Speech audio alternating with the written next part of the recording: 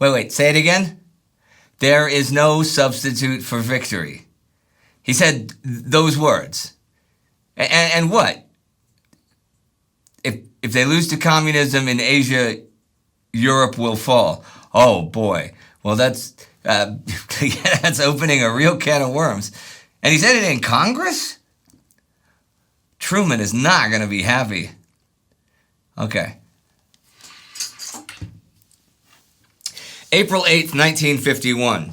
When you're planning operations during a war, you take into account the local terrain in your planning. Well, if you're any good, you do. And there are times when that terrain planning tells you, blow the dam. But who can do it first, you or the enemy?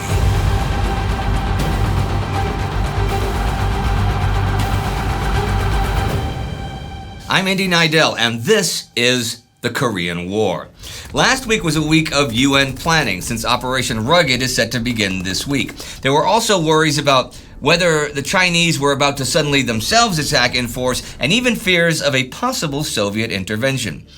2 weeks ago, I went over how UN Forces Commander Douglas MacArthur sabotaged US President Harry Truman's plans to release a statement hopefully laying the ground for armistice talks with the Chinese. I even ended the episode reading MacArthur's actual press release, which was pretty heavy. You can go back and see for yourself. It was a remarkable, singularly insulting document, a simultaneous assault on two capitals, Beijing and Washington. With its publication, whatever chance there was of a first step towards a peace process was lost for the time being. The communiqué had taken the struggle between the president and the general to a new level. It went to the question of who the commander-in-chief was. The central issue became not so much whether to fire MacArthur, but when. Bob Lovett, who was the number 2 man at the U.S. Department of Defense, wanted to fire MacArthur right then and there. But there are issues. MacArthur is popular. So what would that mean politically or in Congress? What might it mean for the Defense Appropriations Bill? And would all of the Joint Chiefs of Staff go along with what is essentially turning against one of their own? If even one of them should dissent, how would that look? Truman decided he really needed to look for just the right time. And just the right time seems to have come.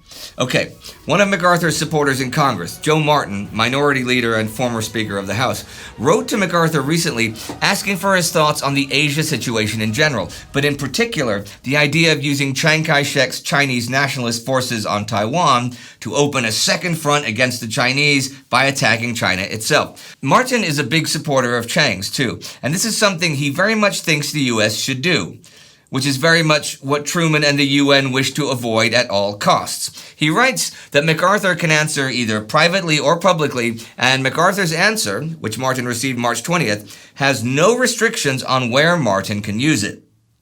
MacArthur says they should meet force, with maximum counterforce like they've always done in the past, and that using the Chinese on Taiwan does not conflict with either this or basic logic. He then adds this: we fight Europe's war with arms, while the diplomats there fight it with words. If we lose the war to communism in Asia, the fall of Europe is inevitable. Win it, and Europe would most probably avoid war and yet preserve freedom. As you pointed out, we must win. There is no substitute for victory. Martin reads MacArthur's letter on the floor of the House of Representatives this week on the 5th. This is a bombshell, and pretty terrifying if you happen to be a UN ally. Truman writes in his diary that this is the last straw. He was still careful at the meeting with his own top people, however, to withhold word on his own decision. He and the men around him were, they knew all too well, in a lose-lose situation. There was no upside now. A president who dismissed a famed and honored general in the middle of a highly unpopular war could not but suffer in the short term. The immediate political impact would undoubtedly favor the general. History was another thing. Truman was confident that the historians would come along and rescue him, perhaps after he left office, although they might take their own sweet time getting there.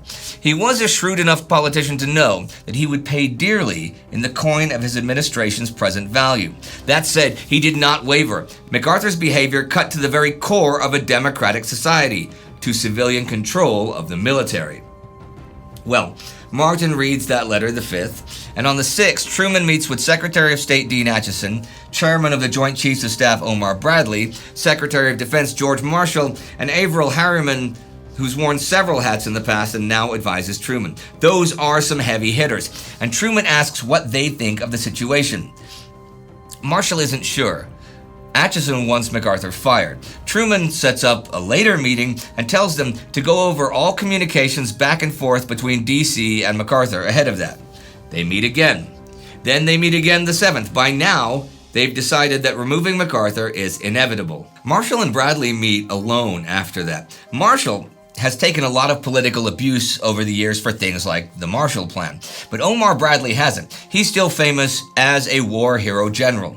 He is well aware that firing MacArthur will change this and expose him and his legacy to such political abuse. He's worried on top of that this might politicize the Joint Chiefs. So today, the 8th, he meets with them. They were still trying to figure out some way to avoid a vote on MacArthur's relief. So odious a decision for senior military men dealing with the most senior military man of all. There was some talk about separating MacArthur from the Korean command, leaving him only with the defense of Japan. But they knew he would never accept such a solution. In the end, they all signed on to relieving him. And that is where this saga stands as the week ends. I will also add, though, T.R. Fehrenbach's observations about MacArthur's letter from This Kind of War. In 1951, defeat of Red China, whether it would have brought on general war with Russia or not, would have alienated the world. In such a world, America could then have led as Hitler led or not at all. History, unfortunately, is never concerned too much with where morality lies. Wherever it lay, whoever was right and who was wrong, MacArthur's letter to Joe Martin was insubordination. But MacArthur is still in command of the UN forces this week, and those forces are launching a new operation, Operation Rugged. Now, when setting this up, 8th Army Commander Matt Ridgway gave 24th Division from U.S. 9th Corps to U.S. 1st Corps, whose zone was expanded. So 1st Corps Commander Frank Milburn has his forces on the Imjin River stand pat, while the 25th and 24th Divisions on his eastern side attack northward on the 3rd up both sides of Route 3. After some scattered small encounters with elements of the PVA, Chinese, 26th Army, 25th Division manages to take the heights overlooking the Hamtan River the 5th. The 24th Division doesn't meet much resistance at all, except for the 21st Infantry Regiment, who get bogged down on the slopes of Kongmang Mountain the 4th by units of the PVA 40th Army. They are dug in pretty well behind mines and barbed wire, but airstrikes and artillery the 5th clear them out. So the 21st Infantry reaches the Kansas line the 6th. 27th British Commonwealth Brigade on the right are following the Kapyong River Valley. They're also stopped by enemy fire from Kongmang Mountain until that position is reduced. And then they reach the Kansas line, also the 6th, as does the ROK, South Korean, 6th Division. This is not the case with U.S. 1st Cavalry Division advancing along the Pukhan River.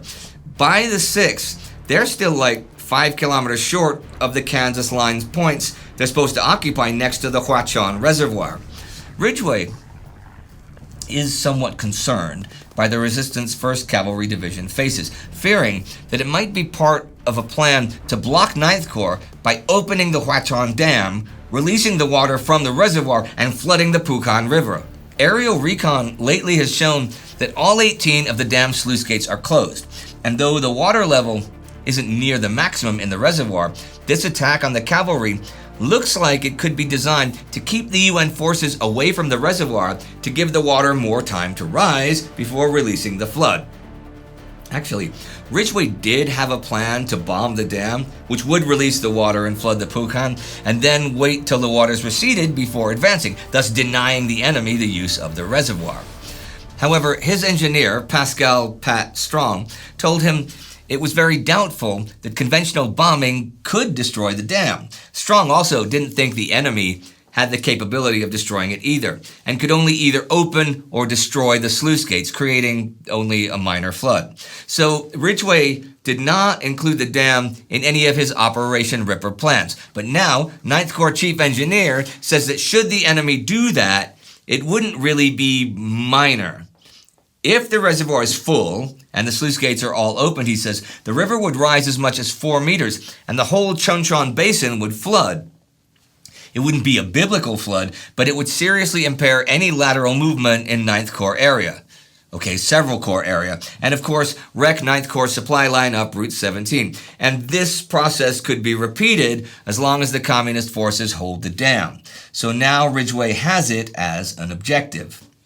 The dam stood at the northwest corner of the reservoir, its spillway slanting north into a deep, narrow gorge through which the Pukon at that point coursed north and then turned west and south to form a horseshoe-shaped loop. The structure abutted on 2 narrow ridge peninsulas, one protruding south into the reservoir on the east, the other located in the loop of the Pukon on the west. The western peninsula, which offered the only overland approach to the dam, jutted beyond line Kansas at the right of the 9th Corps. The dam itself rested above Kansas at the 10th Corps left. Ridgway moves the boundary between the 2 corps eastward, so the dam and its approach are within the 9th Corps zone, and tells 9th Corps Commander William Hogue to take the dam as an objective of Operation Dauntless, which is the follow-up to Operation Rugged. U.S. 1st Marine Division is slated to relieve 1st Cavalry Division once they reach the Kansas line. So the Marines have been slated to capture the dam. But there's been no super urgency to take it, with the water level pretty far below maximum capacity. Hogue was cool with this, but then now on the 7th, he changes things up.